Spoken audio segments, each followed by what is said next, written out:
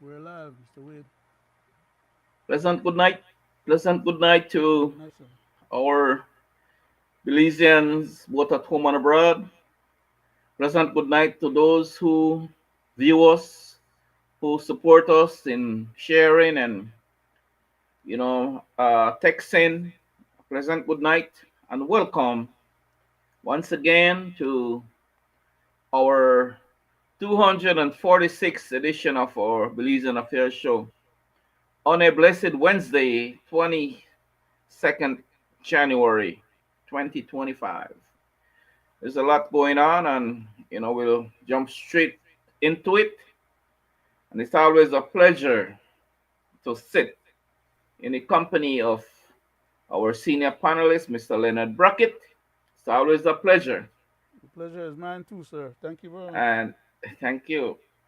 And we should be joined, Leonard, by Mr. our invited guest, Mr.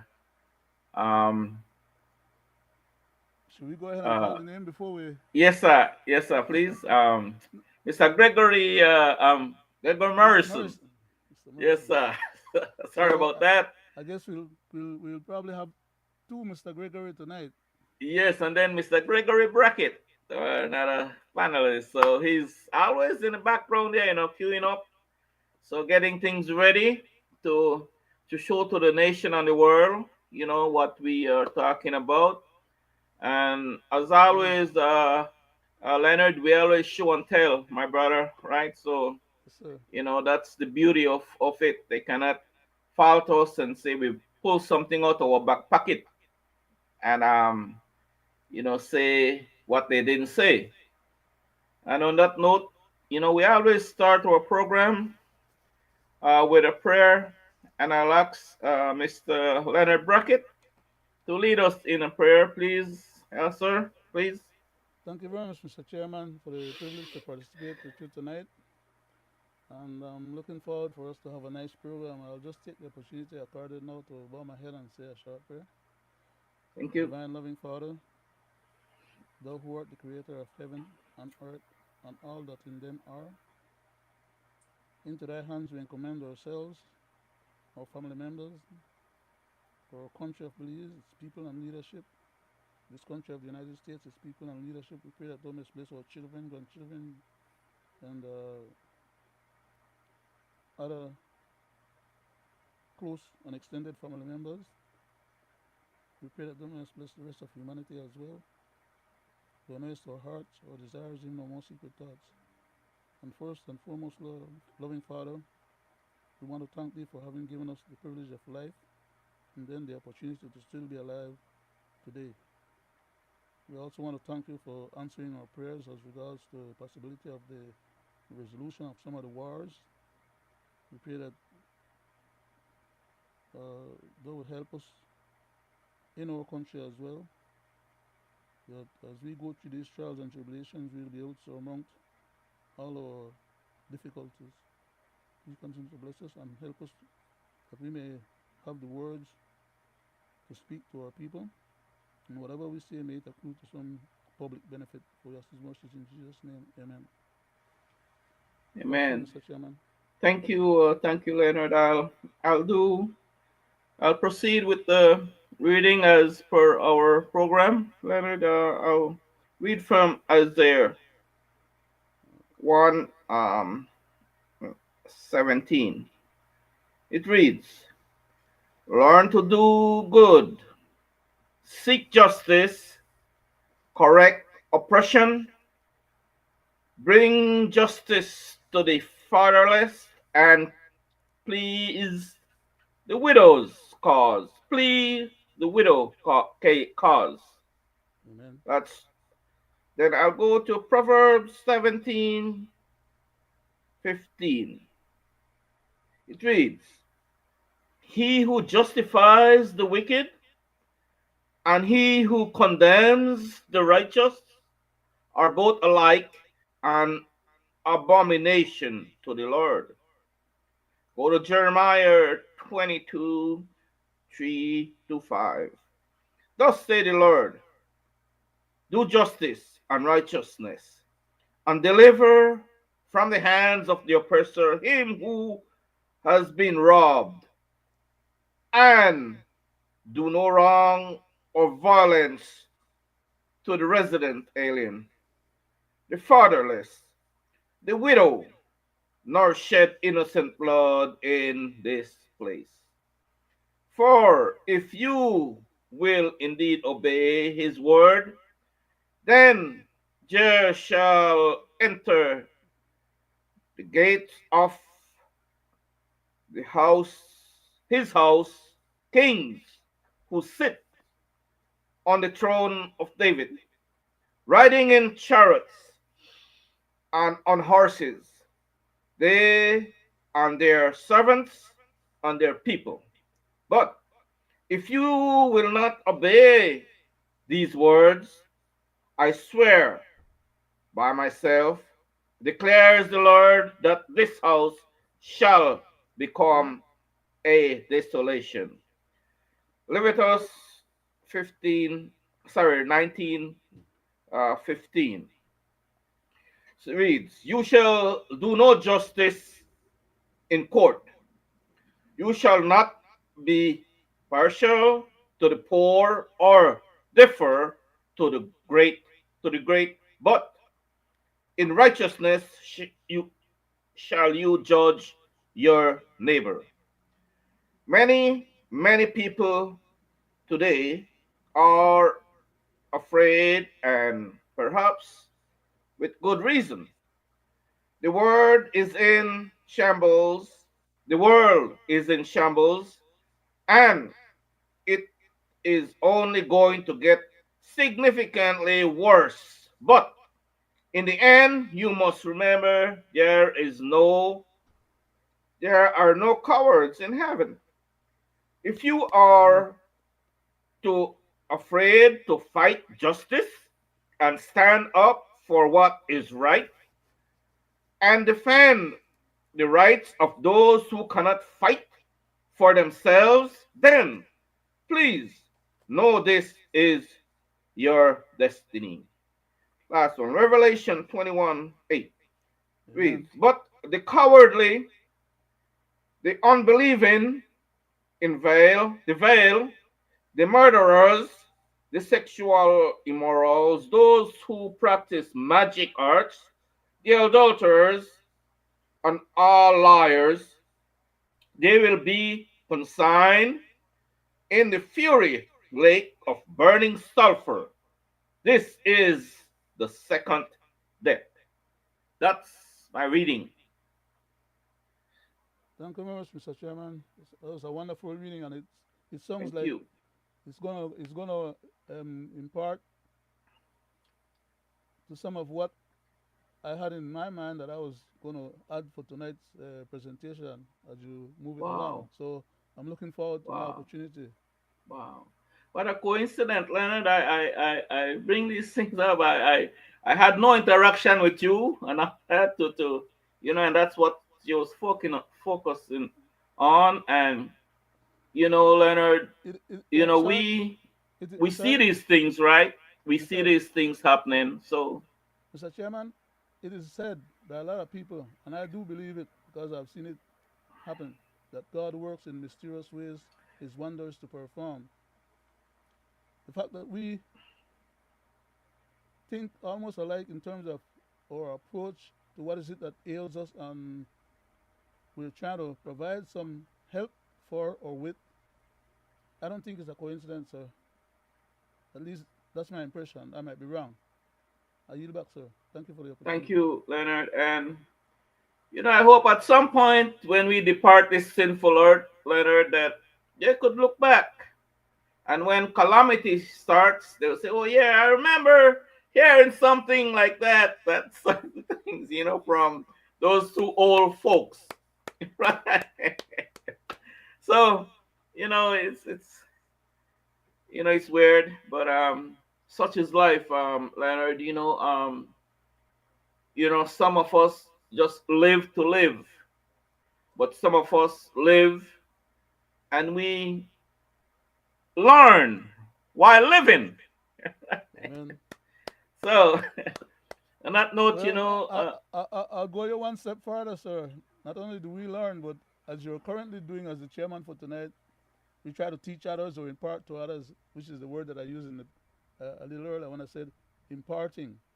You know, that's what I'm referring to. You bring to the table what you have acquired during your lifetime, as you just intimated, and the fact is that you're doing it so, and you relish in doing it so on behalf of not yourself but others. So we don't come to this program for grandstanding purposes. Otherwise, we could have been entertaining a different kind of programming and getting a lot more exactly. reviews and getting more people, you know, play, playing games with people. We're not about that. We're about our country and its well-being. And for that, I also want to pat you on the back and say thank you for dedicating your time, effort, and resources to that kind of a cause, because there are other people who are much more wealthier than yourself and in a much more settled position than you and I, who are, by the way, are being paid to do this work to the tune of millions of dollars. They don't come and give us a penny out of those millions of dollars. Not that we are asking for or want any. All we want is for them to do what's right on behalf of our country and people. What is so hard about that? They are being paid to do it. So I yield back, Mr. Chairman. Thank you, Leonard. Thank you. So right on that, my brother. You're welcome, sir. We don't pat ourselves on the back, and we know exactly our mission, and we know exactly our agenda. Um, it's not by pleasing any grandstand or by pleasing or favoring anyone. We just we just say the things that we see, right, and give thanks and praise, Leonard, to the Almighty that He give us that energy, give Amen. us that will and that fortitude to come Amen. forward to the nation and the world and express our feelings and express what we see wrong and what we see right, and give us that fortitude and that will to say, we're like, we are not afraid. We are not afraid to say what we got to say. And we, Leonard, we exercise our God given right as a human, right? And we are not afraid to do that. So, Mr. Chairman, um, Mr. Chairman, before you yes, Leonard, close, go ahead. um, only a malignant king would be upset with his subjects if they were daring enough to advise him that he has no clothes on. At least we're trying to we're trying to save the king from being embarrassed and from being shamed, and to alert him that at least he may not have his clothes on, and therefore at least he can, cover his nakedness because it's plain to be seen by those who are observing. There are others who are not observing and who care less whether the king is decently dressed, well dressed, or not dressed any at all. But only a malignant king would dare to offend or hurt or be malicious towards those who are trying to save him from the embarrassment of having his nakedness being seen. Not to say the least, though, that we tell him that he's naked, and we also try to find a way to provide the clothes for him to wear. But if he don't want to wear it, that's on him. So Amen. we're gonna speak truth to power, regardless of the consequence thereof. Thank you for the Amen. opportunity accorded, Mr. Wade. Amen. Mr. Thank Chairman. you. Thank you, sir. Leonard and my people, both at home and abroad, our beautiful country of Belize, once again, is embarking on an election, a general election. An illegal one, Mr. Um, Wade. An illegal one, Mr. Chairman. so right on that, my brother, Man. right. But who dare to stop a force that they have the power to do whatever they want to do on disrespect and say, well, like, who dare to stop me because I have the power. And they don't care who they run over or who they tumble or whose feelings they hurt. You know, um, who does that? So I just want to remind the nation and the world of what this country is facing right now. We see Leonard, we see the way they blatantly disregard the well-being of the Belizean people and the country, and has their own agenda right now, just moving from media house to media house, commercial, and sadly, they are using the people's assets, taxpayers' dollars, when they could be doing something meaningful for the people. I don't mind, Leonard, they do their electioneering and take money out of their own pocket, use their own resources. I don't give a hoot. But when they deprive, Leonard, like for instance, I visited the hospital and, high blood pressure and diabetes is rampant in this country. And there is shortage, Mr. Bernard, Mr. Johnny Briceño, the Prime Minister of this country. There's shortage of diabetes medication, Mr. Man. That thing they call metformin, Mr. Man. And I think they call high blood pressure medication. There's shortage, man. But yet, that's not on your agenda right now. So people could die. People could want all they want. People could see your agenda must be put forward, right? And sadly, those diabetic medication is seriously, Leonard, seriously needed in this country. But you see them on television, you see them media rounds and in their media houses that they support and do whatever with. That is their priority, my people, and the world, neglecting the people. So the country is in election mode. That's where their priority is at. They could care less if they are bastardizing our constitution. They could care less if the BDF is shooting each other, killing each other up. They could care less if there is no social well-being for these soldiers, the security forces. They could care less if they don't have to eat. They could care less if they don't have footwear to wear. But they will come to the nation and the world that all is good. They're doing a hell of a good things. The man says this is the best that the Belizean people had lived in 43 years. Comes from the mouth of that man. Huh? What world is that man living in? Or this past and present government living in? Right?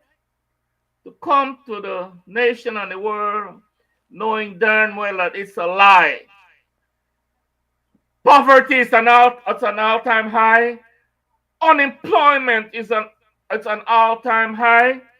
People could barely get by in this country. Ramen is going up, right? Because that's a stable food for the poor and less fortunate in this country. It's so sad. So tonight, Leonard, we want to talk about, our security forces and retirees and you know, the rampantness of this government bastardizing our constitution, right, with no end in sight. So I go to you, Leonard. Thank you very much, Mr. Chairman. I think it was Saturday that incident happened, took place, that murder took place in Cricket Circle at one of the observation posts out there. It is sad and unfortunate that these kind of incidents are happening, not as an outlier or a once in a blue moon scenario. It appears, of course, well, these individuals are also members of our society.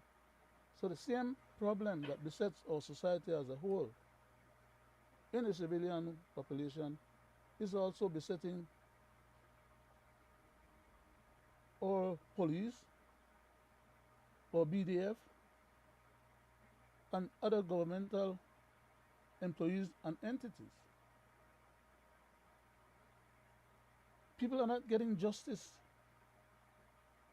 the way the system is set up for them to get justice because that justice system is being suborned in more ways than one. And we keep calling it out and pointing it out on our show. So then it's not like we are just saying something new tonight. All we are speaking about tonight or referring tonight is about the things that we have been saying over and over and over. It is not right and nor is it correct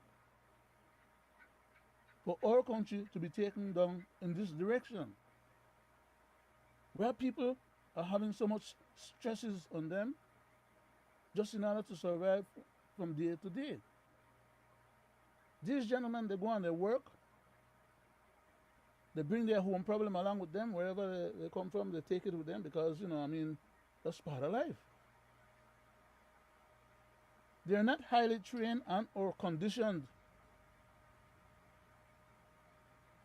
psychologically, socially, morally, ethically, and professionally to the degree that they can avoid falling into some of the same traps that the rest of the society falls into. Because we have the same knuckleheads who run the system in both areas as ministers for the general society as a whole, as well as for these ministerial portfolios under which these BDF gentlemen and other public officials have to survive. I wasn't there when the incident happened. I can't tell who started it or why it had to start in the first place. But we all know what the outcome was. That is that we lost a valuable asset such as one of our own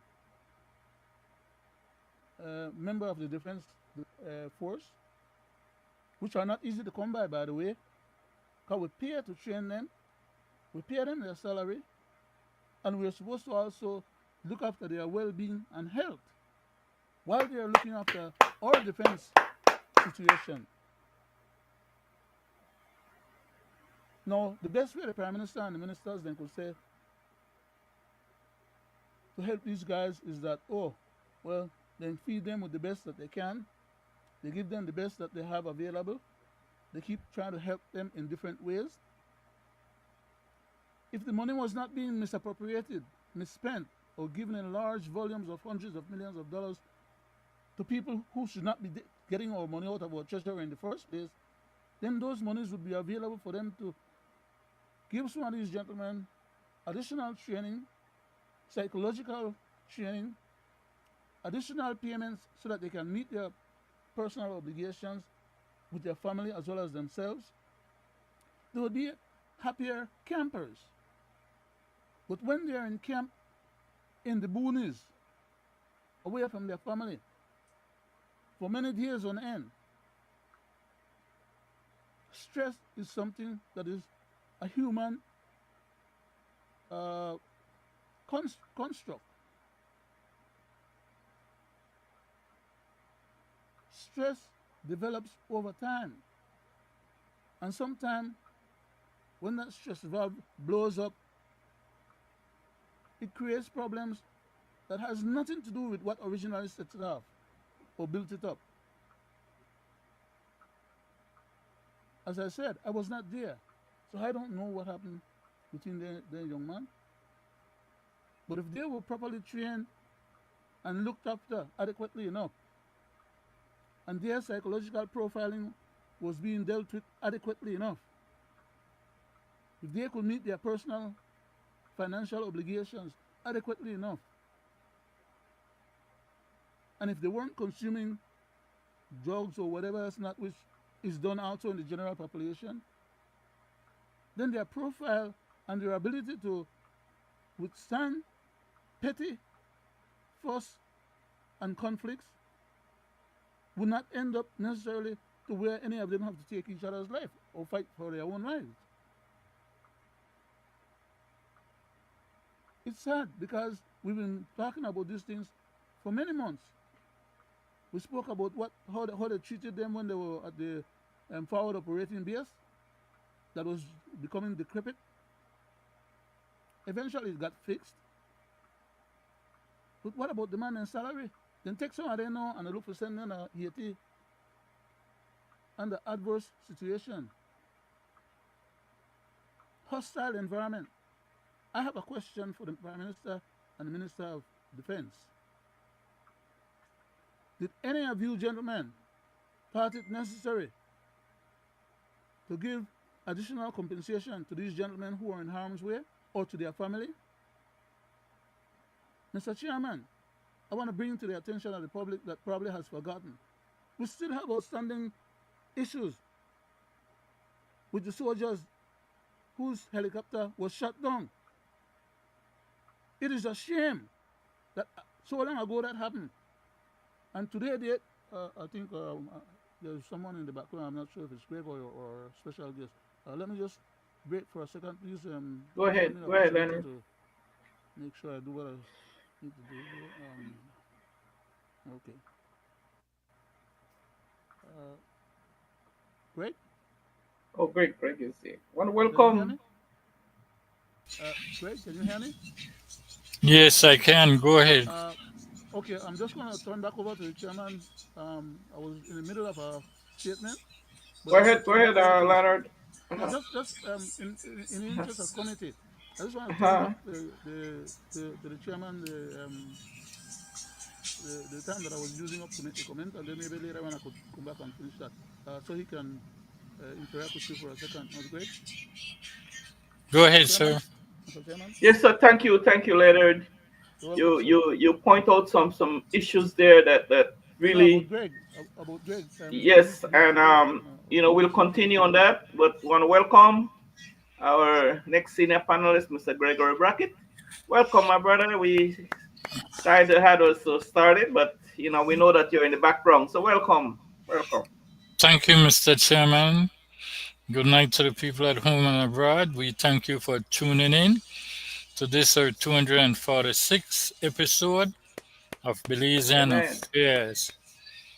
As you know, guys, it's always a pleasure sitting with you guys virtually. Yeah, thank I you. go Same back to here. you, Mr. Chairman. Thank you, Leonard. You wanna continue on what you were Yes, sir. saying there, Leonard? I'd appreciate that very much. Go ahead. Yes, I was saying that it's unfortunate that these people who are leading our defense department and the prime minister are not finding the money that needs to be found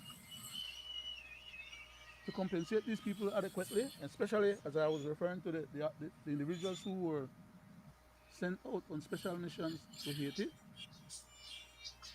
or who are in that who are being trained to be sent out, because I don't think they can just send a few and leave those few out there.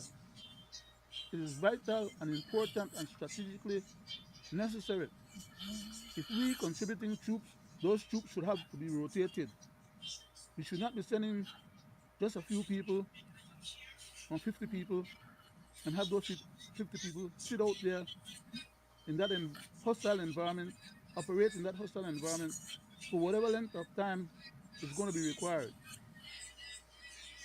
Other individuals should be in the pipeline to be trained and facilitated to switch those positions so that all the burden doesn't fall on one person or one small group of people. And I think those people should be given what you call in military language hazard pay. That is that they're not just sitting at our border, guarding our border, or sitting in the barracks, you know, playing cards or doing whatever they do when they don't have nothing serious to look after or take care of. These people are on the front in a foreign country.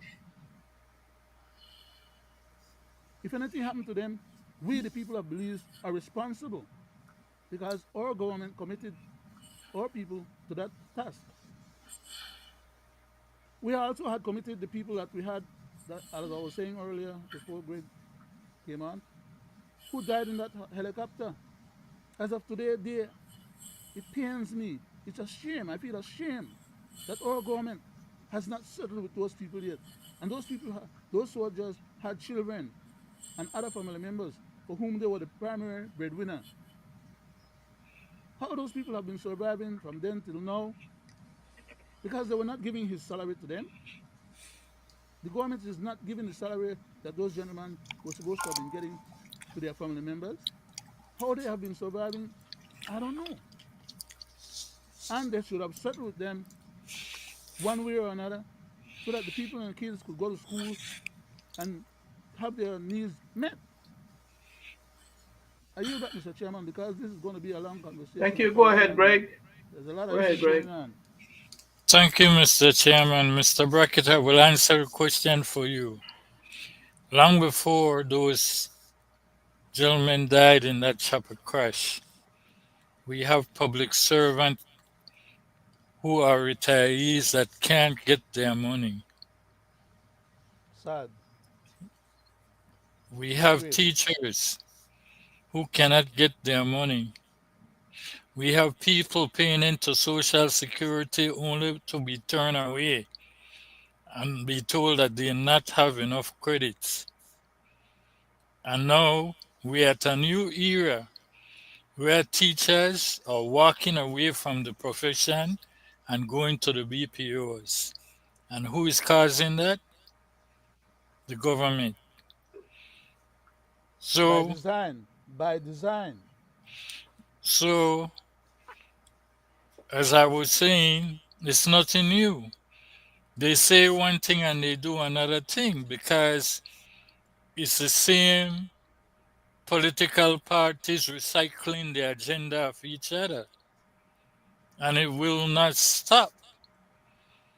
Just Monday night, I played a clip about our constitution where it says that minister has, unless the minister approved, the minister can approve for someone from Guatemala to get Belizean citizenship. No, sir. And I, No, sir. Greg, please. A lot of people believe that that is what that section was intimating, and which is why I read it myself over again to point out that that is an incorrect perspective, and this, we need to stop allowing people to have the wrong, which is what we're trying to fill in here. Tell the people sir, what they need to understand and know. The minister has authority to give foreign people citizenship that do not qualify under the other categories. But that minister cannot violate the Constitution. The Constitution is the law of the land. It's the maximum and supreme law of the land. And the Constitution says under Section 29, Mr. Brackett, subsection 3, that no people of Guatemalan descent should be given any status in the country.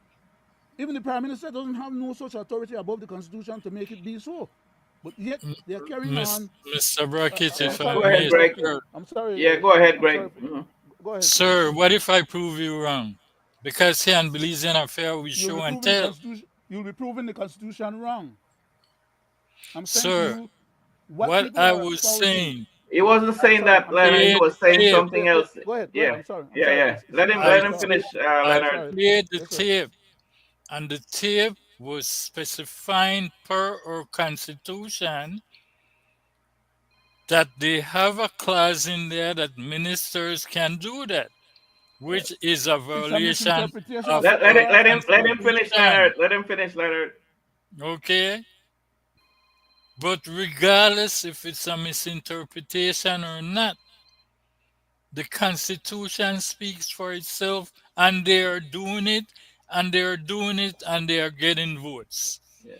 They are not only buying votes, I believe, but they are doing it, and it's a proven fact because when they do those things, they are always caught up in it.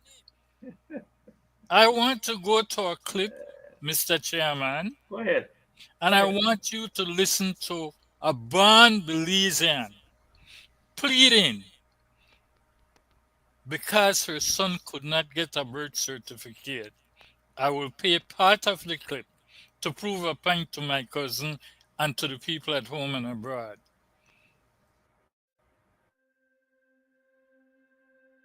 All right, so I'm here with Sheila Young from Gardena Village, and this young lady gave birth to a son, right? Yes, that's right. At the age of? At the age, I was only 16 at the time. Go ahead. At Independence Polo Clinic, I gave birth to a baby boy, Norbert Young. And I've been back and forth for like over 5 years now to try to get my son registered just to get a birth paper so I can get his social security.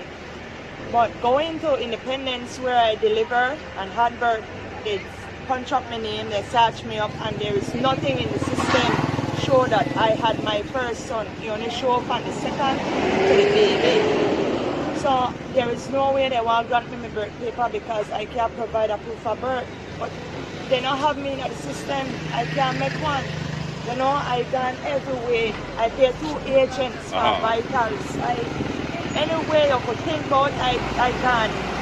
I get the declaration form, I present proof of the injection when I'm a baby. I get the baptismal card, I did everything. I still can't get it. I receive a birth paper. My son now are electrical right now. My son gonna tubal. Is it? My So son graduate from graduate Tubal. from tubal. He go pay why I'm on license right now, the IT vet. You know, my son have a job. They want to pay social security fee, but they don't have a birth paper. I try. The last option I have right here one Mr. Kevin Bernard, Ministry of Health, and they beg with all my heart. And I just need my son to get registered. I don't born and grow Belizean. I never left my country. Never in my life. Never been. No, people at home and abroad, and Mr. Chairman, you listen to that. And I said I will prove my cousin wrong. People at home and abroad, I want you to listen to this tape now.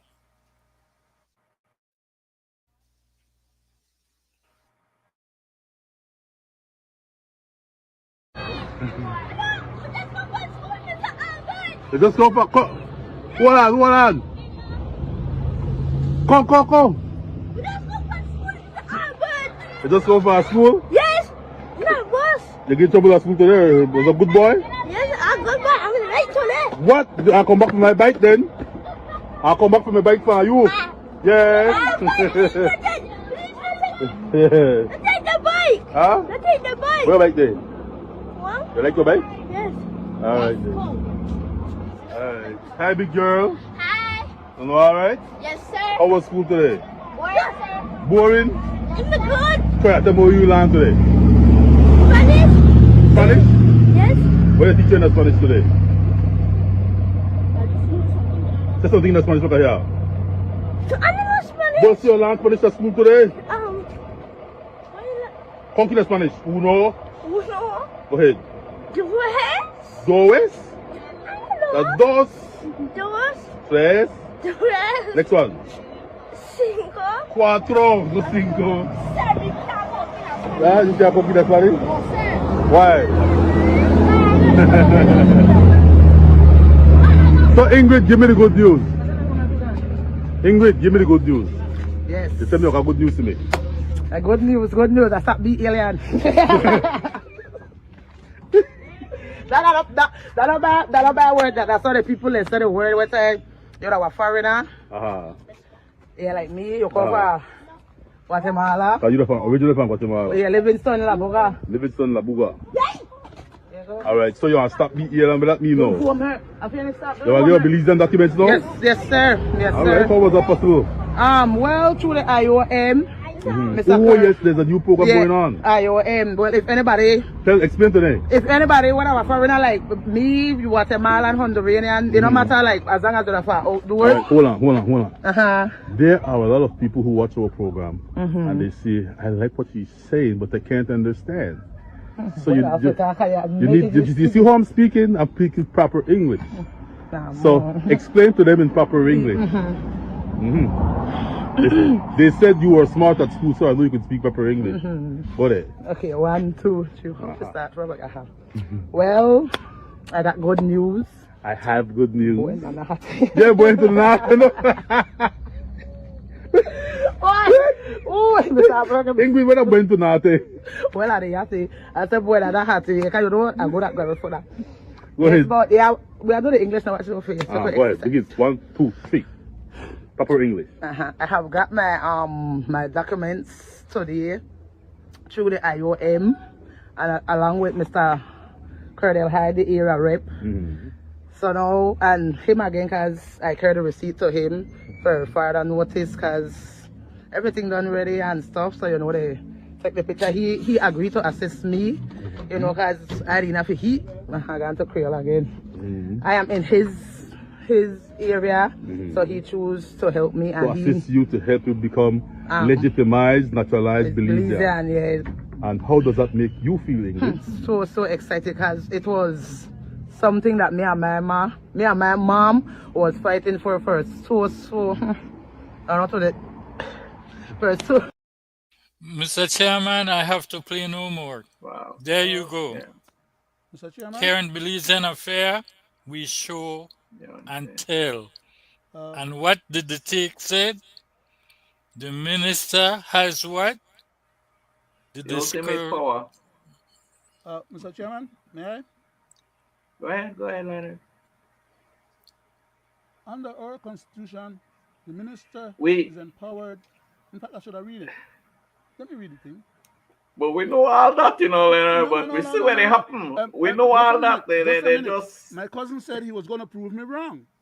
I haven't seen the proof yet, but I'm not going to quibble on that. I want to go and read my part. Just like how he presented his part, I want to present my part. All right, go ahead.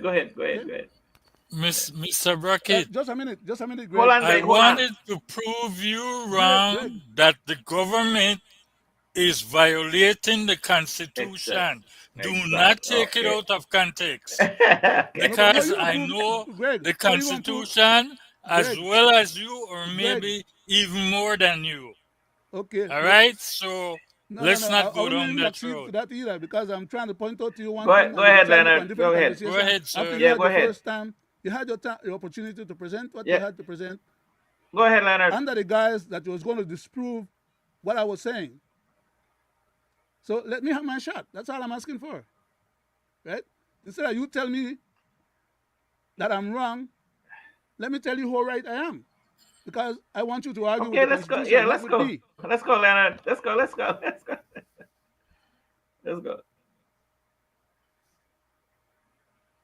Section 29, subsection 3. No person shall be entitled under this provision of this part to be a citizen of Belize or be granted. No minister can grant nothing. The Constitution, I tell you, it's not supposed to happen. But these jackals are still doing it. But let me go ahead. They're bastardizing our Constitution, but let me go ahead. Or be granted citizenship of Belize if such a person shows any allegiance to or is a citizen of a country, which that young lady was, okay, a citizen of Guatemala, by the way. She says she was from Livingston. A citizen of a country which does not recognize the independence, sovereignty or territorial integrity of Belize, which is what the Guatemalans from across the Livingston they do to we people them when we go to the Sarstoon. And when they come with them gunboat and then people go fishing up and we high seas and the fire shut out and we Coast Guard, right? And when they come back Cayo area there, then they come over in droves. Hundreds of them, they come over, they get education, and they get job, then they get land, and squat on the land. They get all kind of benefits that we, the Belizeans, don't get from Guatemala. We still agree with that and allow them with that. Why? We try to be neighborly, and we try to hope that they want to see how we are neighborly and try to relate to us the same way. But they don't. Why? Because they claim in their constitution, Belize es nuestro y lo conseguiremos por la razón o la fuerza. Belize is theirs, and they will get it by reason or by force. The reason that they're getting it now is outnumbering our population with the accent and but sir, that is not proving the point. Our constitution. That is not proving the point that regardless what the constitution says. Let me finish. I'll explain to you the part that I'm saying people are conflating and mixing up the powers that are authorized to the minister to give documentations and citizenship to other, the word is one word, other people from other country other than Guatemala. And that part is being conflated and people are misinterpreting that authority that is granted to the minister within his discretion to give other people that possibility. Not to Guatemala as per section 13, which is specifically spelled out. Any country that is aggressing Belize should not, their citizens should not be allowed to come to Belize in massive numbers as they are currently doing and the Prime Minister is doing, and outnumber for we population and outvote for we population and then get for we country from for we one local Belizeans who are outnumbered without them having to fire a bullet to fight us. Okay? That is the reason that Guatemala intimates when they say they will get it by force or by reason. They're not fighting us out an outright war because we government are complicit with them from Mr. Price's deal. Thank you. Thank you, Leonard. Thank you. But Mr. Chairman, I didn't get to read the thing. It's a proven fact that they are doing it. It's a proven fact. Hold on, Greg. Let Leonard finish and you. I don't. Provided that the minister may, in his discretion, grant Belizean citizenship to persons falling under this subsection who would otherwise be entitled to such citizenship under the provisions of section 23 and 25 of this constitution. In other words, there are other people that the minister have the authority to grant those things to. The constitution is not arguing with itself saying that the minister can override what the constitution is telling him under section 30, under section 29 subsection 3 that no Guatemalans should be granted any damn citizenship. And then they expect that the minister under the second part of this paragraph, while he's being authorized to grant citizenship to people of countries that are not aggressing us and that recognizes our border, he's not authorized to grant no citizenship or authority to people who does not recognize our border. And the reason why... So right on that, Leonard. Thank you. And they have 15 million people. They could always outnumber us. You're so right on that, Leonard. But the but is Leonard and Greg, we understand all that, but you just played one side and the next side, and we see what the minister does. All right? Because the ministers they are working on behalf of foreign interests. Yes, exactly, right? So it's a proven fact, Greg, that what you show and tell, and that will never stop. But I am correct, Mr. Chairman. Yes, you are correct. It's not only the minister. I have sit here and I've did it. Let's go back. I think the lady was Guatemalan. I want to ask about the official complicity of the department in facilitating the movement and the regularization of illegal migrants into Belize.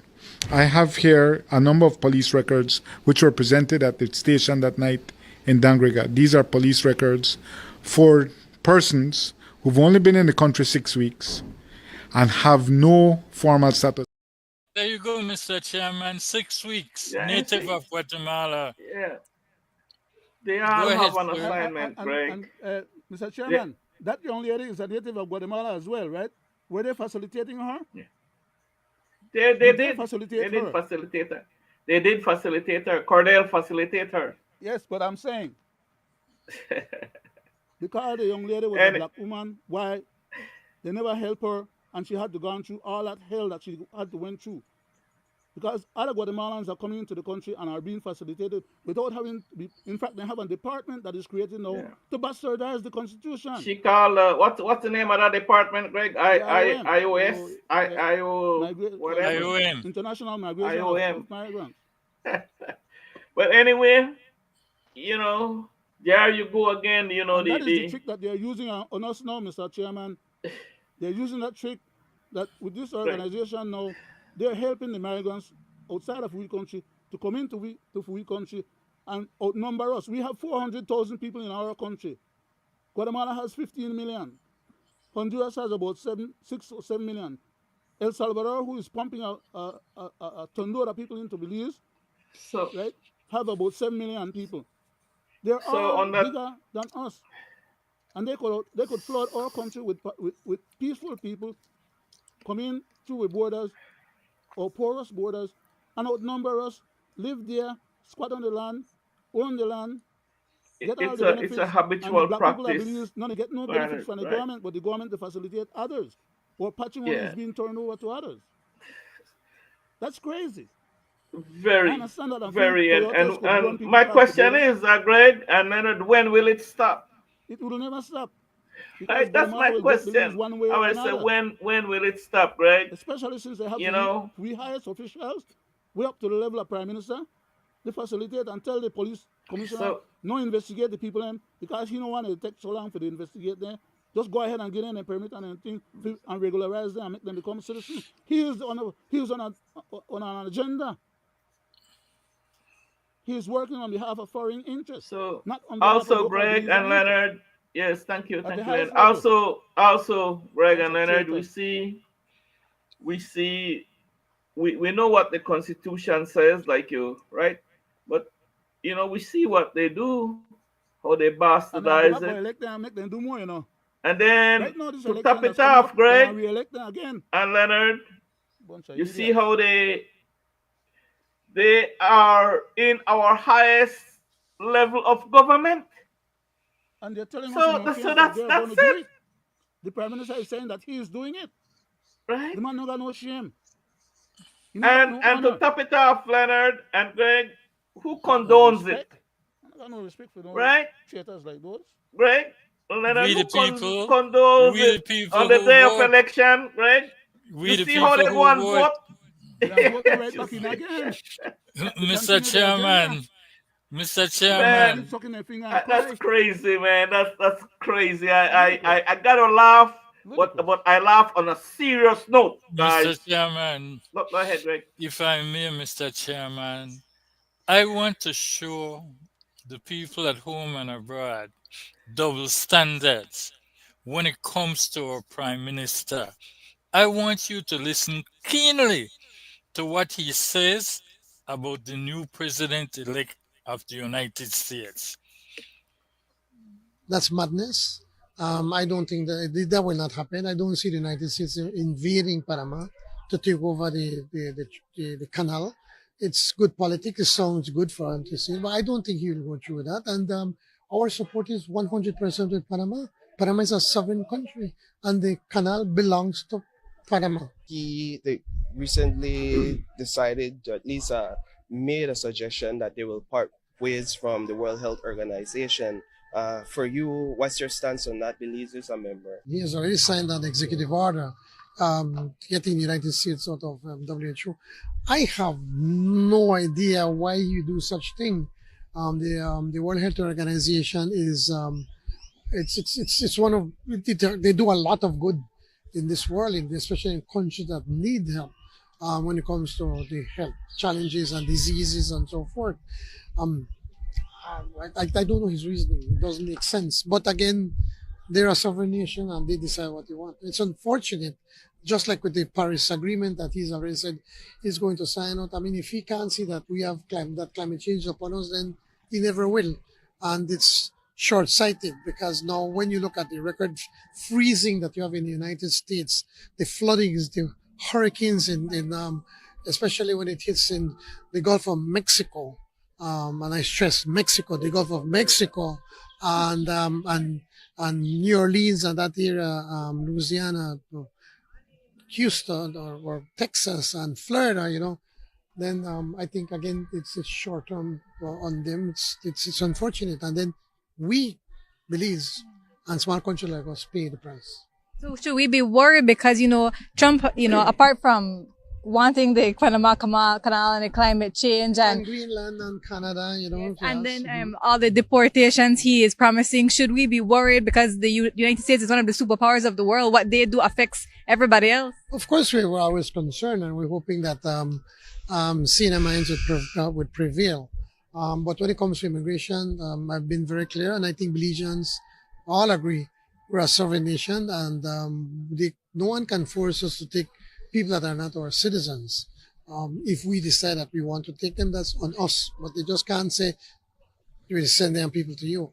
Belizean citizens, of course, we welcome them. It's their home. And I always tell everybody, my family members that, they're citizens, I say, just remember, you have citizenship, but they still could kick you out from there. But from here, we can't kick you out. This is home. Now, Mr. Chairman, I will point out the double standard. He's calling out President Trump for wanting to take over the Panama Canal while he is helping our enemy in Guatemala who is claiming our territory by bringing them in, facilitating for them. You see the double standard I'm talking about? No, just look at it. Oh, sorry. Greg, look at the lady, what she went through. Look at the people in the diaspora he's speaking about that can't vote because they haven't fixed the Second Amendment. Let Greg finish, Leonard. I wanted to make a comment on the Guatemalan point, if could be permitted. That's why I was asking him if you should give me a chance. Go ahead, sir. Okay, thank you. What the Constitution is referring to under 29.3, second paragraph, is referring to, it says here, provided that the minister may, in his discretion, grant Belizean citizenship to persons falling under this section who would otherwise not be entitled to such citizenship under the provision of section 23 and 25. If you look under 23 and 25 of this Constitution, you'd find that some people are born outside of Belize, and if they are born outside of Belize, they don't have a right to be declared Belizean citizens except the government chooses to allow them. And the government is barred from allowing the Guatemalans, but not necessarily barred from allowing others. But the people under section 25 and under 23 and 25 are people who are born outside of Belize of Belizean parentage. In other words, the ma or the pa or whoever may have been traveling. Mr. Brackett, if I may. Let me finish, though, man. You like to cut me off at the knee, but you don't make a finish, and then I never. I did that because you are straying away from the point, sir. I was specifically speaking about the violation of the Constitution when it comes to Guatemalans. Can I finish explain the conflation? Yeah. People need to know. You and I may know what we are talking about or discussing. That's fine. But our anyway, responsibility is first and foremost to those who may not know. And they are hearing different sides of the story back and forward, bits and pieces. And they hear the ministers, then they say one thing, when in fact then they lie to the public for their own reasons or rationale. Because if they were saying what the Constitution is saying or speaking as the Constitution speaks, they wouldn't be saying what they're saying. But they have their agenda. Right? So let me finish the point. I was trying to get it across. It was... The people under section 23 and 25 are of Belizean parentage. So the minister is authorized to grant them. Let's say somebody from Belize born in Mexico while I'm in the travel from Belize to the United States, and the mother had a kid in Mexico. For all intents and purposes, that kid is also a Mexican.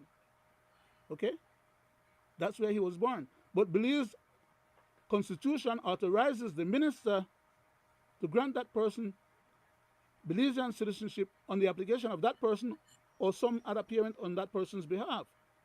The minister must oblige because that person is of a Belizean parentage. That's what the Constitution is talking about under Section 29, subsection 3 and second paragraph. People need to understand and know the difference. It is not. Thank you. Thank The you, Constitution Leonard. at that point is not arguing with itself and saying one thing in one paragraph, and the second paragraph of that it says something different. You have to be able to understand what it's referring to, and you got to go back and look at Section 23 and Section 25 to understand what it's referring Thank you, Leonard. Thank you. Yes, Welcome, sir. Greg and I think they need to stop, bastardizing our constitution, man. Exactly, Mr. That's the bottom Mr. line, right? Chairman, Mr. Chairman, not to cut you short. Sorry, Greg. The Constitution of Belize speaks for itself, and it speaks about what the minister can and cannot do when it comes to other foreigners. But when it comes to Guatemala, it is specific, and that is the point I was stipulating. I understand where you're coming from, Greg. Yeah, it's all right. Yeah, and that was what the point he was proving in showing the two clips. The But difference I want to, I want to touch a subject. Greg and Leonard, right? I want to touch a subject which is very dear to me, right? The security forces. Can I make one short statement, Mr. Chairman, before you change it? Go ahead. The only reason why I read from the Constitution is so that it don't appear like I am the one saying what I'm saying when I say it, no? That the Constitution is in black and white, and we could argue with it all day long, and you go back and you still see the same thing is staring in our face. That's all. That part is right, and what Greg was showing, but not to we proved that. The point I was stipulating that all people in the diaspora, yes, some might come back home, are barred under the 7th Amendment to vote. And here you have a government violating the Constitution, bringing national of a country that does not respect our independence, and they will vote in our election. And no, not to mention, while we're not to mention the whole highest office in our land, the highest office, House of Representatives. That's my point, and case closed, right? Case closed. But anyway, the BDF. Back to the BDF. Yeah, Greg. Greg, a series of over the past couple of years, Leonard and Greg, we've been talking about our security forces. Leonard, you mentioned about my comrades that went down in that helicopter, right? And we mentioned that, and we mentioned the ordeal that the family is still going through. Who does that? Which leader does that? And which commander of the Belize Defense Force does not fight, that call himself a leader, does not fight for the well-being and welfare of his men that he sits over? He allows the government, right? The way I speak so strongly of it because I was part of that entity. I was one of the first to form. For those who do not know, I'll say it again. I was one of the first to form the Belize Defense Force, right?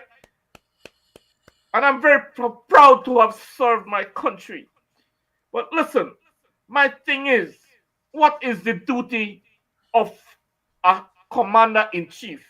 What is the duty of the commander of on that subject? We are the commander of the Belize Defense Force, not to fight for the well-being of his men that he sits over.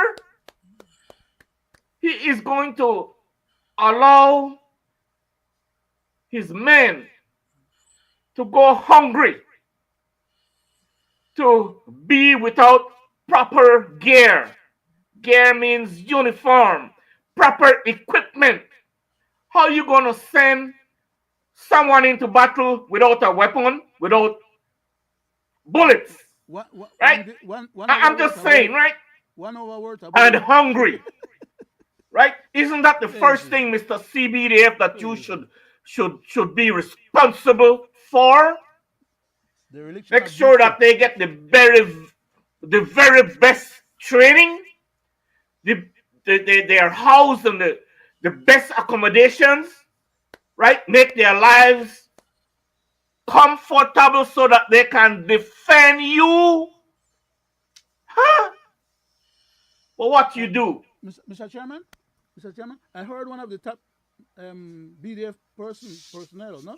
When that question was being brought to them in the media, said that the current BDF were using an outdoor situation that had belonged to the police department before. That is, that the police department was worse off than the situation that they are presently enduring. None of those entities should be enduring such calamities, because we have a minister who sits in cabinet and supposed to look after the issues of that ministry. But that minister is more stubborn to cabinet's wishes and will, and does not wish to stir up any problems with the Prime Minister and the Minister of Finance per se, to ask for more money for his department. So therefore, the people in the military suffers as compared to Julius Espat, who at least gets up in Congress and asks for the money to help make more work get done and to build more houses. My thing is, at the same time, he's chiding the leader of the opposition for even making the request. I yield back, sir. Thank Crazy, you, man. Right. My thing, Greg and Leonard, right, is that I'm talking about leadership quality, right? I am talking about responsibility of a leader, right? He needs to go, like you mentioned, to the minister, and the minister needs to go to cabinet, right? But what happened? Chain of command. Who elect the CBDF? Did he sit on a course? Did he went on a vetting board, and they like pick that person because of his experience, qualification, his years of service, and amount to a vote for that person? But no, the UDP we know elects his own commissioner of police. I'm talking, like I said, I'm on the security forces. The own commander of the Coast Guard, the own commander of the Belize Defense Force. When they go, the PUP come in, they elect. When I say they elect who, or they put in leadership position who is suborn to them, right? Not based on the experience and the quality that a person is. No, they sweep that under the rug. You're a loyal PUP. Your family is, your grandfather was, and your grand this and your granddad, and you are a loyal PUP, because I know you will, at the end of when election, you will rival your man, whichever force you can use to vote for a UDP or to vote for a PUP. That's why they put these people there, right? So now they come and tell me no other kind of way that this man qualified. You have private soldiers who are more qualified than the CBDF, right? And that's a fact, right? Now, should that be happening? No. So my thing is, the CBDF should have make sure that a proper investigation be done, and stop taking side and stop throwing out assertions that this is what might happen, and trying to say, well, you know what? The Lance Corporal was a based on what he heard, the Lance Corporal that murdered that private or he was an easygoing person and he is not. And because the privates smack him, right? And he didn't take that lightly. He gone in and got his weapon and riddle that private with bullet, right? Why don't you speak the truth instead of trying to cover up and trying to show, no, that's not the way it happened, right? We don't need to stop that because remember that there are grieving family, right? If you kill somebody, you should be treated as a murderer, right? Regardless of who you are or you connected to, right? And then you fail to say publicly that this Lance Corporal, and you say, oh, there wasn't drinking, because all the rest take the sobriety test, but he refused to take it, the blood test. Why did he refuse to? He should have been the first one, Mr. Man, Mr. Laurie, or what your name is. You better very, very be careful how you spouting out things because, like I said, remember that a soldier was murdered. No, not maim or harm or pot. No, he was murdered, Mr. Man. And you want to speak that kind of way there. And then not cut that shirt to you instruct whoever comes to the media what to say. I heard the Captain Usher, the W, right? The way she speaks, like Pierre trying to cover up something. You don't do that. Let the investigation flow naturally as how it should flow. And stop putting out things so the media could grab and run with it. And other people could take it and spin it in their head and spin it out a different kind of way. Again, Mr. Man, Mr. CBDF, be careful of the words you say because they are grieving. I have served with 4 visors, right? Both in the police special force and in the Belize Defense Force, Mr. Man, right? And be careful what you are saying, right? Okay? So, any serviceman who had served and know these families, the Biza family, they are patriotic and serve their country with honor, right? So please treat that soldier, and my condolences goes out to the family. Please treat that situation the proper way and let the proper course of justice be served without no interference, right? And I take it very serious because what you guys did with the serviceman that went down in that helicopter was not nice. The UDP, you big guy, Mr. The man that the big Belugo guy that was in charge of the UDP then times, man, you have a lot to pay for, okay? You got a lot to pay for, right? And I say this and with no reservation, right? Because I know better, right? You don't know a damn thing, right, about policing nor being a soldier.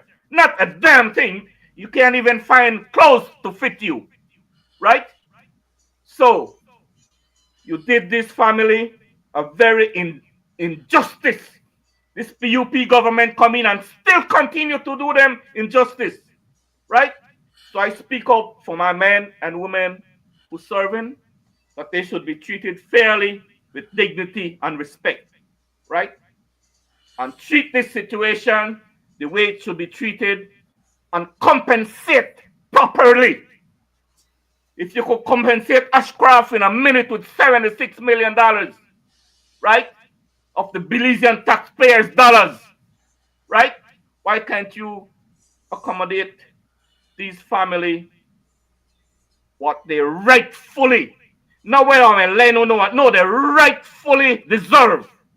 Okay, and I'm very, very, you know, upset to see the way you people treat our servicemen, right? And why you fail to equip the BDF? Why you so afraid to equip them properly? You afraid that they might turn around and overthrow a government, overthrow a UDP, overthrow a PUP government based on the way you treat them? You're afraid of that? Man, think a lot of people out there know what's going on, right? But the country needs a defense force. Why don't you want to do the right thing by them, right? And for the country, not for a PUP government or a UDP government, for the country and people.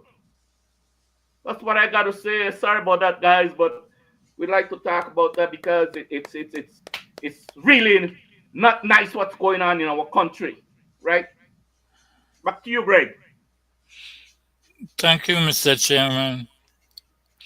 But as I said before, we are dealing with past and present government who are failures at external, internal, and domestic policies. And it keeps showing its face every time. Election is coming. You will see the grader rolling, the streets start to pave. It's no news, it's good news. Because it's a cycle of what they do. They get up before the holiday. Oh, the teachers will get paid. They get out and say, oh, we are dealing with the public servants. It still is not happening and will not happen because every time they speak is political blunder to win election. If you listen to these ministers speak, the first thing come to mouth when they talk, the UDP, the UDP. They wanted the helm, they got the helm, and they cannot economize on what they are supposed to do. And so, every time they point back, the UDP, same song, same scratch tape, over and over because they are unable to get the job done. But Mr. Chairman, I want to go to something to draw your attention of how this government works. Because I have mentioned it, they are good at foreign investors. Anywhere the money will be coming from, the government is after it. And I want you to hear it from the top individual. He says that Belize, the environment in Belize is not conducive to foreign investment and that the government is a part of that. Should I say? No, but on a serious, Michael Ashcroft has done very well in Belize, exceedingly well. If he wants to take his money elsewhere, then he should take it. It doesn't bother us for a moment. Foreign investment in Belize continues to increase. In 2025, 2024, we have record foreign investment. So it's his decision. It's his money. He could do what he wants with it.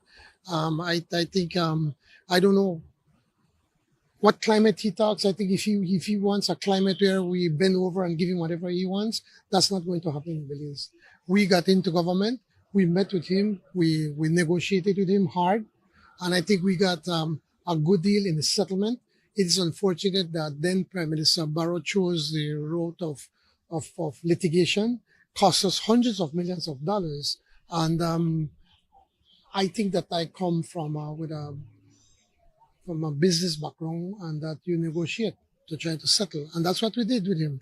The port was going nowhere because the port he was not he did not get clearance from the NIAC, then he wanted to beat us into submission and took out endless ads, and Channel 5 and Channel 7 did very well during that time, with all of these ads, but that still did not beat us into submission. We are a sovereign nation, and we decide what is in the best interest. He had control of that port for many, many years. And that port was making between $12 and $14 million every year. And that money was supposedly paying some loan somewhere for something. I don't know what was done, because when you look at the assets of the port, or the conditions of the port, is deplorable. And so his people, or him, or whosoever, felt that, we're not going to do nothing with the port, so we're going to force the government to give us what we want. We decided we were going to meet with him and said, if you don't want to do the investment, because you have... Mr. Chairman, I stopped the tape there because the same word the Prime Minister is using, force the government to do what he wants, is what he has done with the compulsory takeover of a private entity in State Bank. But that is not why the Prime Minister is stipulating that, sir. People at home and abroad, I have called time and time again over, before we get to election, I've spoken about campaign financing. That is the reason why the Prime Minister is stipulating that. Listen to it. This is a very shameful situation that Belize is in. The only good news for donors of political parties in Belize today is nobody has to put up any money, because there is no doubt the PUP will win and they don't need any money, and it's definite that the UDP are going to lose, so they don't need any money either. So the donors can relax during this general election, keep the money in their pocket, or book a nice holiday to Miami or wherever they want to go. But having said that, here you have political opposition in complete disarray. You have two sides of an argument who believe they're absolutely right, and both of them who feel the other side is totally wrong. And in any compromise, there has to be people giving ground. And at the moment, neither side in the opposition is prepared to give ground. Now, this, of course, will come to a head. Mr. Chairman, you see why we need campaign financing law? You heard what he said. They don't have to give no money to nobody, because the party in power will win. That is why I believe the Prime Minister reacted how he reacted, because he do not need Mr. Ashcroft no more. He is after bigger and better thing, and I've said it. Whenever the blue get in, privatization comes along, and I can prove it. We will prove it. We have a group out of Miami working on a master plan on how we're going to progress, how we're going to move the port forward, and the investments necessary. The cabinet has already agreed. I presented a paper to the cabinet several months ago on what are the different options. A is to do a cruise and container port, and B, to be able to just the container port. And we saw the options, and the cabinet felt that it's in the best interest to do both. And so we are working on a master plan to do that. The previous owners were working on a master plan, but of course, if they know they want to charge us an exorbitant amount of money if we want to take over that plan that they were working on. So it's best we're going to do our own. It's pushing us back a few months. There have been a number of companies that have expressed interest. MSC has expressed interest, Carnival has expressed interest, and other investors have expressed interest. But we're not going to do anything until we have, say, this is the plan. Okay, who are they going to be the strategic investors?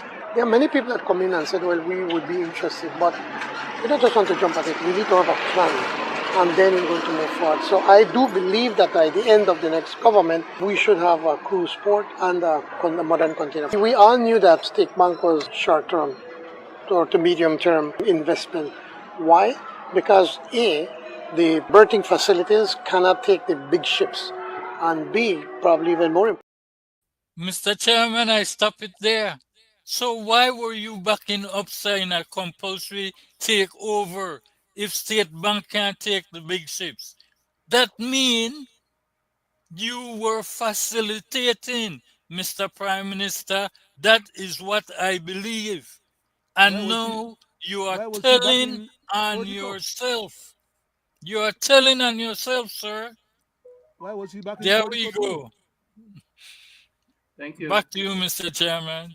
Thank you. Go ahead, Leonard. 5 minutes, Leonard. Yes, sir. Now, my question is, why was he backing Portico initially before he realized that he could get his hands into deeper pockets?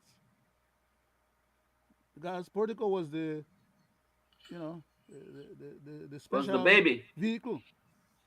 I used to call it his baby. I remember. Yes. Until when he realized that it wasn't going to fly, and it wasn't going to fly under the radar, and everybody would get to know exactly who and what he was in regards to that particular political agenda. So then they decided to go and slap out Mr. Feinstein's thing out of his hand to facilitate UPSA, who then would have turned it over to the other big people them. But on top of that, they're going to throw in for we port of Belize that we just pay almost $500 million to get back half of our $38 million loan, turning to $500 million. They're going to throw that in as barter for this big Mediterranean company to come in and take over the whole of we sea operations. We Belizean port, Mr. Feinstein, No. and all other comers. In other words, Mr. Brackett, let's not forget. Just like I telling you before, right? At the man they operate with bigger money that will suborn not only him but the whole damn country. But let's not forget too, Mr. Brackett, what they did with the stamp duty and companies that these same ministers have. So they are enriching themselves, legalize enrichment. Leonard, you have another minute closing. You're closing, then all this they're doing. Another minute. Go ahead, Leonard. I close already, Mr. Chairman. You did already? Okay, Greg, you take 3 minutes for your closing there, Leonard. Mr. Chairman. Greg. Greg, 1 second. We had decided that we wanted to give Mr. Wade 5 minutes before the program ends, no? For him to do his thing, no? So just go ahead and do what you have to do, and with that in mind, no? Mr. Chairman, thank you. I want to say this to the Belizean people at home and abroad. You must wake up from your sleep, because we do not have an opposing party, and a one party is not democracy. We need to check the ballots, because a lot of insight is telling me, I believe, that on the ballots you will have some add-ons that you least expect should be there. One, I believe, will be there is the legalization of marijuana, and two, the Constitution, reform of the Constitution, because this present government runs away from referendum. It's a proven fact that he will not want to go to a referendum. And to prove this fact, they have spoken about a new identity for Belize, and Mr. Chairman, it had started. We heard the Prime Minister spoke about we are sovereign independent nation. He's forgetting we have a head of state, and they continue to bastardize it. Here we go, sir. We've seen them before, and so I know what to expect. It's a really beautiful note, and we've been using our two national heroes, George Weiss and Philip Gosson, and we have them in different denominations. It's a more modern and with more features to prevent counterfeit. in it. And so I think it's something that Belizeans are going to accept and to see, it's our people are on the note, and I know some people are saying, well, it doesn't have the queen. Well, one, the queen is dead. And that has nothing to do with whether the Belize dollar has its strength. Is based on our economy, based on the amount of U.S. reserves that we can. It's not the pound, but it's the U.S. dollar. Mr. Chairman. Thank Thank you, you. Mr. Chairman. You want to I say didn't know something, Greg was Leonard? going to Go play ahead. that one, but I need to ask for at least a minute. Go ahead. Yeah, go ahead. Thank you. I wonder what's going to become of Belize when the Belize dollar actually get devalued. I'm saying this because, in effect, the Belize dollar has been devalued by virtue of our purchasing powers. Okay? You can't buy with $1 Belize currency what you could only buy 50 years ago, 25 years ago, 10 years ago, not even 1 year ago. Okay? So that's a fact, irrefutable fact. But does the Prime Minister really understand anything about economics and foreign affairs and geopolitical issues? Does he understand that free money is pegged to the American dollar? And we are about to undergo some major catastrophic problems when it comes to the economy of we country and the actual physical devaluation of we currency in that context. We all hope that, God forbid, that it should happen. But for those who are observing and understand, it's not rocket science. Thanks. Especially when then they collude on foreign affairs and geopolitical issues that we have no control over or have no effect on. The people who own the Mediterranean shipping company, yes, they are big people with big money, and wherever some money is to be made, they want to invest in there and make their money. But those people have foreign affair interests globally, all over the world. So Belize, to them, is just a little drop in the bucket. And for we Prime Minister, unfortunately, and for we Cabinet, and the rest of we system back home in Belize, seem to have no sense of awareness as to what the hell they're getting into and what the outcome will be and how detrimental that outcome will be for us as Belizean and for we country Belize. While then they sell out to Guatemala, other people will move and shake the world could come in and take we and Guatemala and anybody else, put them all together and push them in the socks, under their pants. Okay? And these jackals are thinking that they are big power players as regards to Belize and its population. But when they deal with these mega billionaire systems, then it's suborn for we governance, and they are getting suborn themselves. We're running on time, Mr. Thank Rocky. you.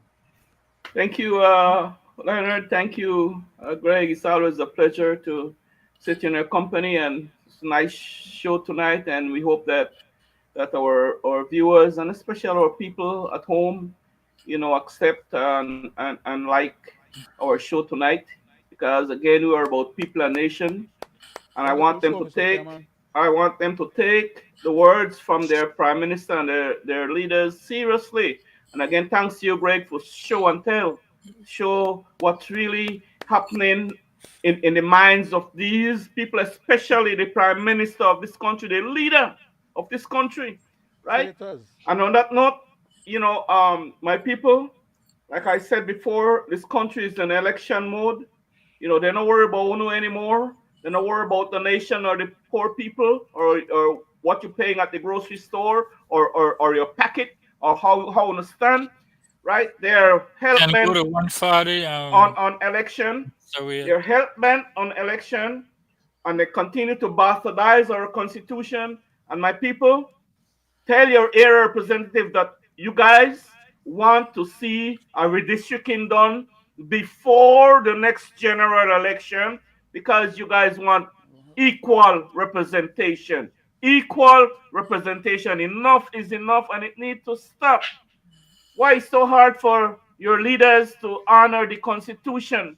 Right? Why are they fighting that? Right?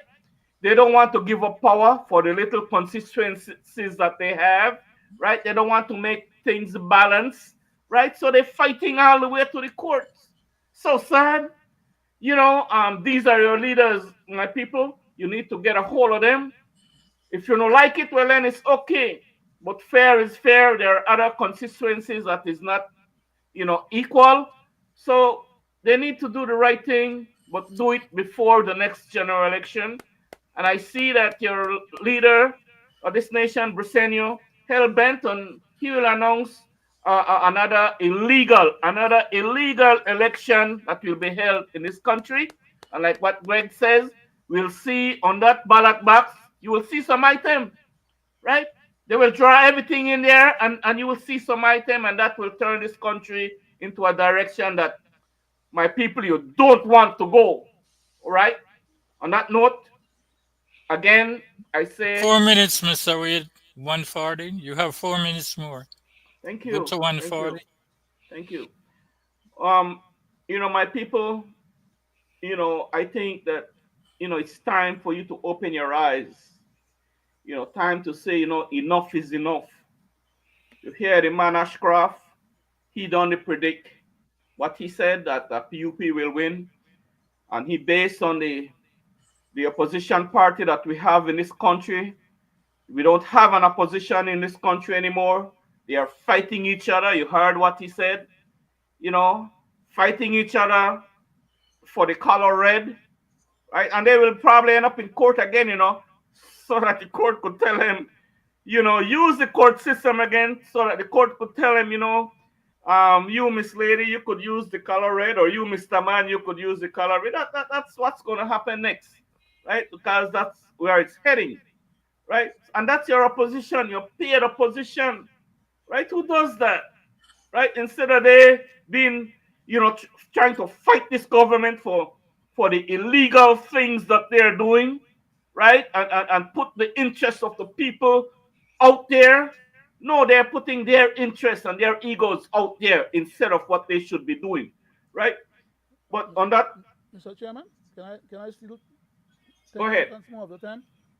I wish the court would stop entertaining these little side requests by Mr. Shine and his entourage and let them wait until the case is heard. Because the court cannot be ruling on little side entries bastardizing our Belizean constitution as well as the constitution of the United Democratic Party while still waiting for some future date to hear the case. They're going to be making temporary ruling on the case before it is heard. I hope that stops from happening. So right on that. And again, on that note, who is there to protect the Constitution, right? To uphold law in this country? The court, right? The court system.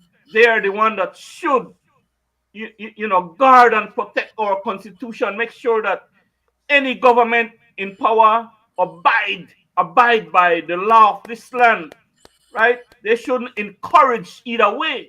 They should make sure that they do things as per the Constitution.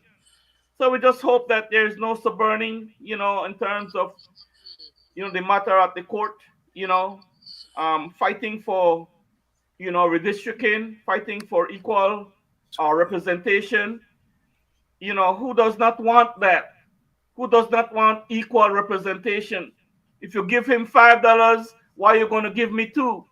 Right? If you give him two, why don't so if you give him $5, it's so right, it's only right that you give the other person that $5 too, right? So that is what we talk about, equal representation, right? So, and on the ballot you will have the Belizean justice movement. That I think in my view that will be the only change come election day. Otherwise, from that, it'll be two of the same, right? So, my people, I appeal,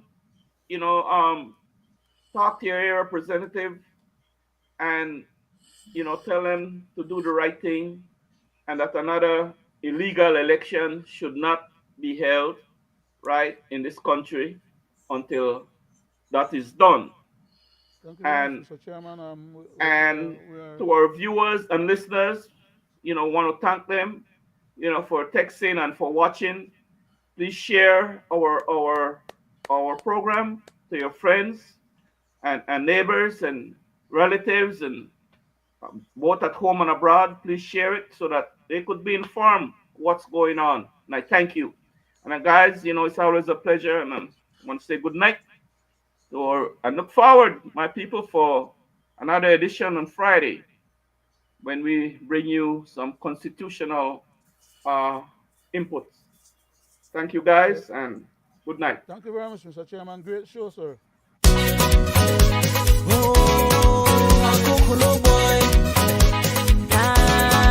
And this a shamrock.